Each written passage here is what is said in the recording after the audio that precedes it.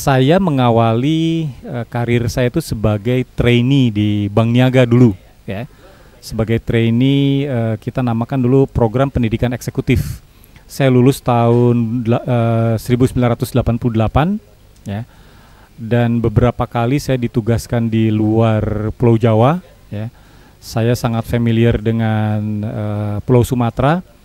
Jadi bisa dibilang bahwa Medan, ya, khususnya Medan di Pulau Sumatera itu merupakan satu tempat yang membentuk karakter dan culture saya dalam bekerja gitu, ya.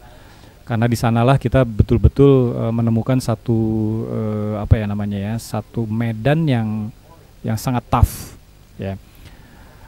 Sehingga bisa dibilang waktu itu orang-orang mengatakan bahwa kalau udah ditempatkan di Medan itu rasanya di tempat lain nggak ada takutnya gitu, ya.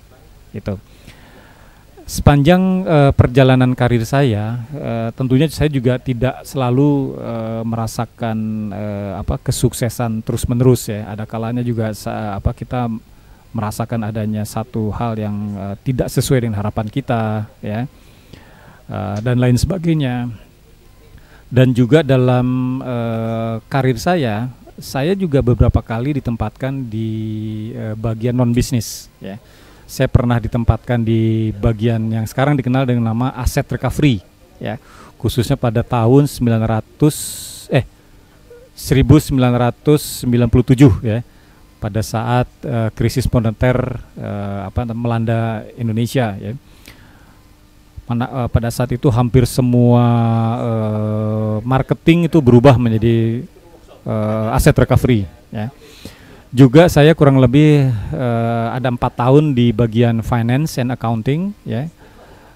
Saya juga pernah menjabat di consumer, ya, juga pernah menangani kartu kredit, tapi most of the time karir saya itu dihabiskan di commercial banking.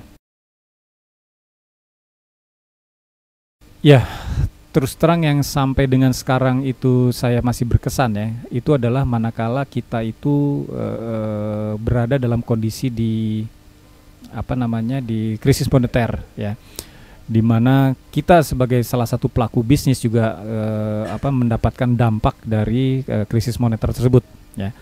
Nah, kebetulan saya dan tim itu ditugaskan menjadi sebuah tim yang memformulasikan kira-kira di berapa besar capital yang harus diinjek ke ke Bank Niaga pada saat itu, untuk supaya kita bisa memenuhi minimum kriteria sebagai bank yang sehat, ya. Nah, masalahnya adalah kalau kelebihan hitung, ya, kita bisa dianggap jadi kriminal, ya kan? Karena kita dianggap bisa menggunakan kesempatan dalam kesempitan gitu. Kalau kita kekurangan hitung, maka kita akan mendapatkan hukuman dari owner, ya kan? Karena begitu uangnya dituangkan, ternyata capitalnya ataupun CAR-nya di bawah 12% misalnya, ya. Jadi kita hidup tuh di antara ini ya, border antara berhasil atau tidak berhasil. Nah, yang sangat berkesan adalah kita waktu itu bekerja tuh nggak hitung-hitungan waktu, ya. Sering kali kita pulang ke rumah pada saat orang-orang mulai pergi ke kantor, ya, dan lain sebagainya gitu, ya. Jadi betul-betul pada saat itu adalah satu hal yang momen-momen yang sangat genting tapi penting gitu istilahnya. Pastilah sebagai seorang manusia, ya, yang banyak kelemahannya, kita pasti bisa merasakan yang namanya fatigue, ya. Bukan jenuh lagi, udah fatigue gitu, ya.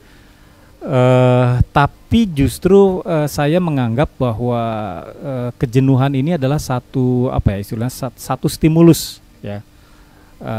Karena kita sebagai leader itu adalah sebenarnya harus memerankan sebagai seorang aktor yang baik, ya kan.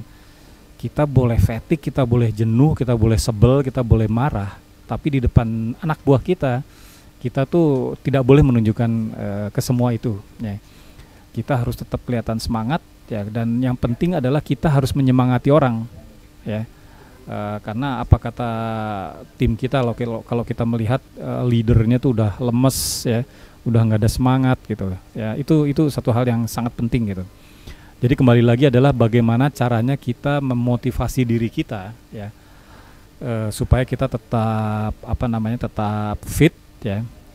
Kalau saya biasanya melihat bahwa di belakang saya ini harapan dari keluarga tuh sangat tinggi, harapan dari tim juga sangat tinggi, harapan dari 12.000 karyawan ya. Sekarang berapa ya? 14.000 karyawan juga sangat tinggi ya. Dan itu menuntut semua tanggung jawab kita gitu untuk tetap selalu harus stay strong gitu. Sebenarnya kalau disebut sukses itu relatif mungkin.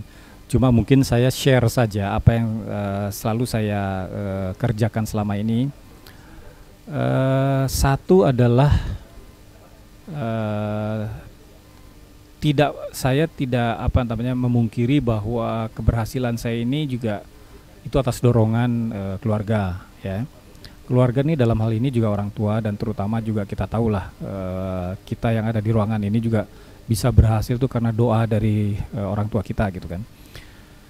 Kedua, dalam bekerja kita jangan pernah putus asa, ataupun selalu saya bilang dengan teman-teman, kita harus selalu ikhtiar ya.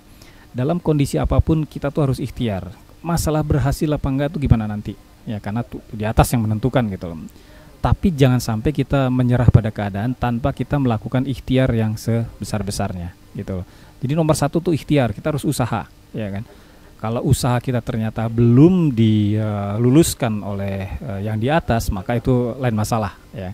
Tapi apapun yang diberikan oleh yang di atas, sesedih apapun, sesukses apapun, segetir apapun, yakinkan bahwa itu merupakan hal yang terbaik yang diberikan oleh yang di atas kepada kita gitu ya. Jadi kita tuh selalu ikhlas dan ridho, siap terhadap apapun yang diberikan, amanah apapun yang diberikan kepada kita gitu.